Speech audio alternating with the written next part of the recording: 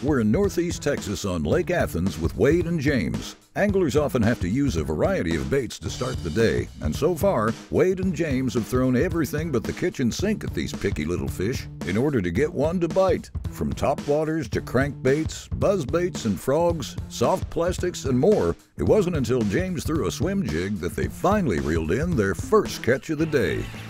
Swim jig? Yeah, swim jig. We've thrown 9 different baits at them already. Yeah. We're just giving them a little bit of a variety. Looks like a buffet. Little male that was probably guarding a bed or something up there. Pretty fish. I love that how green they are when there's all this vegetation and grass to be around. That makes them pretty.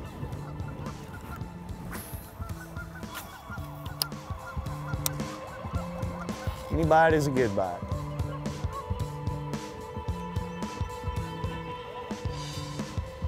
That's a good one. Oh, yeah. That's a good one. There we go.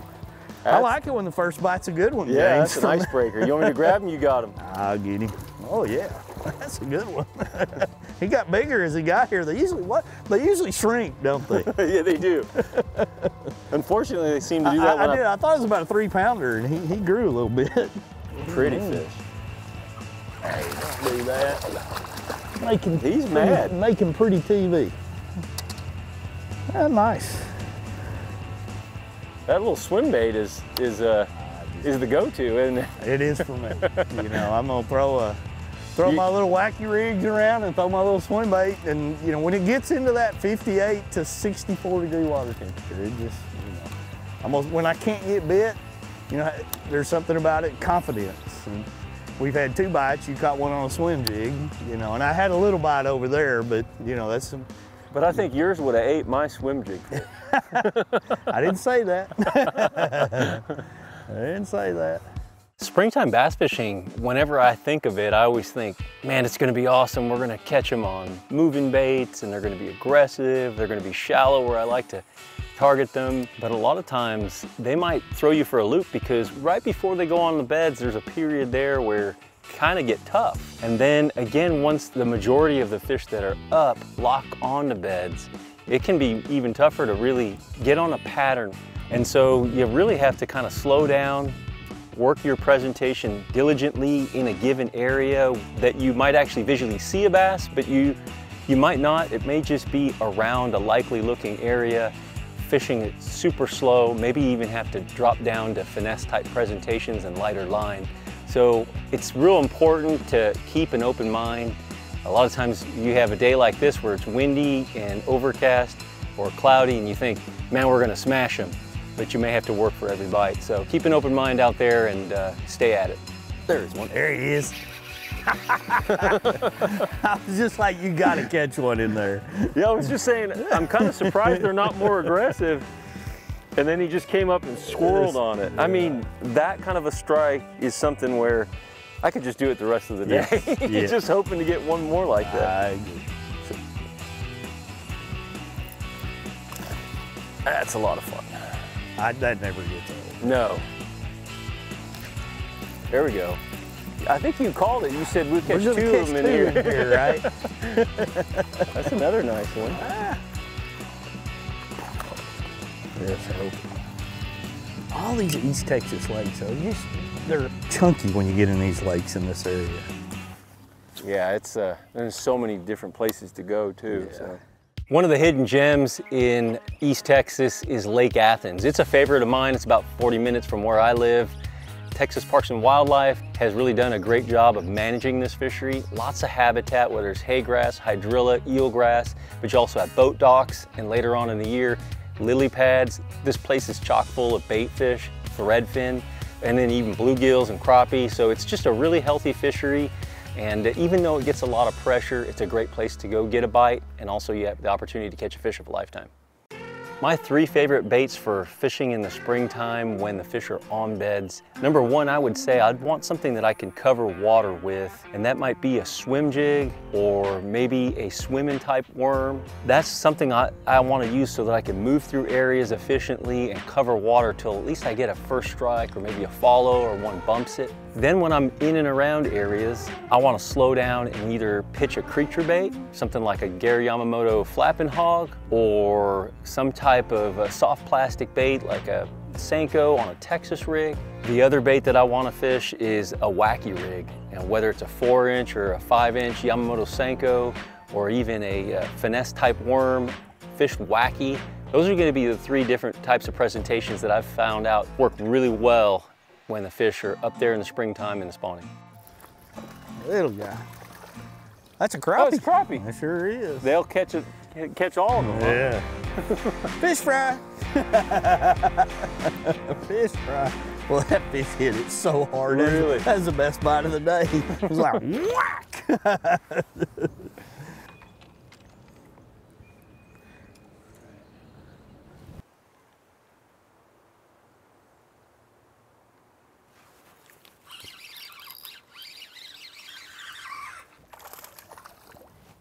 There you go.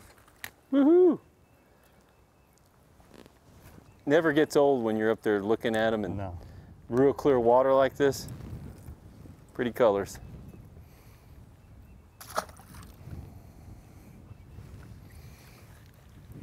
Seems like when you're in that real clear water, you gotta use light line and kind of finesse them up. See if we can get the female to go. One of my favorite ways to catch them in the springtime is visually looking at them, sight fishing, either cruising bass or visually seeing them on a bed. And it doesn't matter if I'm out there for fun or in a tournament, it just wells up all kinds of emotions. My heart gets pounding, and just the idea of eliciting that strike from a fish that's being territorial over a certain area, there's just nothing like it. To be able to visually see the fish you're after and catch it is just a blast, and one of those things that I've done for many, many years, and it never gets old. Got him? There you go. That fish is bigger than I thought it was. Yeah, he actually is.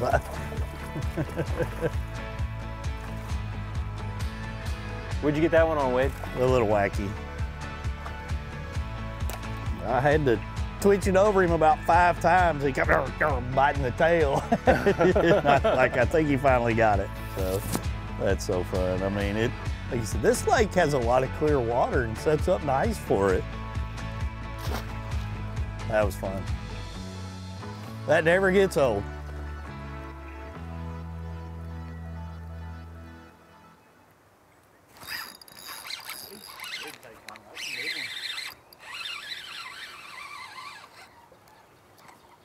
That was a hard fish to see. It really was. The turtle, we didn't even know he was there. I mean, that bed is so dark, it's like he scooped off all that topsoil and it was just that real dark under. That's a good one right there. Bigger than I thought he was. Yeah, me too. Come here. I ate it right down in there too. That wacky rig is so potent, whether you can actually see them on a bed or not. Really pretty fish. I love the colors. We talked about that earlier, how pretty in fisheries with a lot of grass in it like that. That's nice. That never gets old. No. No, actually, when it was posturing towards the bait, I thought, my heart started going. I'm like, there's nothing really, when we're just out here, trying to catch a few, and yet it still gets you super excited. The spring is definitely my favorite time of year to fish, but it has a lot of variables that can really affect whether or not you catch them. There's cold fronts that come through. You've got the pre-spawn phase, the spawn, and then the post-spawn. Trying to dial in exactly what those fish are doing is a big part of getting a bead on how to target them. So it can be challenging, but it can be super rewarding. It's probably one of the best times of the year, if not the best, to catch the fish of a lifetime. You gotta keep an open mind though, because day-to-day weather patterns will definitely affect how the fish relate and how aggressive they are. So keep that in your mind as you head out on the water in the springtime. After about 8 hours of a fun day of fishing, James and Wade caught around 20 fish using a mix of baits and fishing styles, just like most anglers will experience when fishing during the springtime. Thanks for joining us, James. We hope to see you around soon.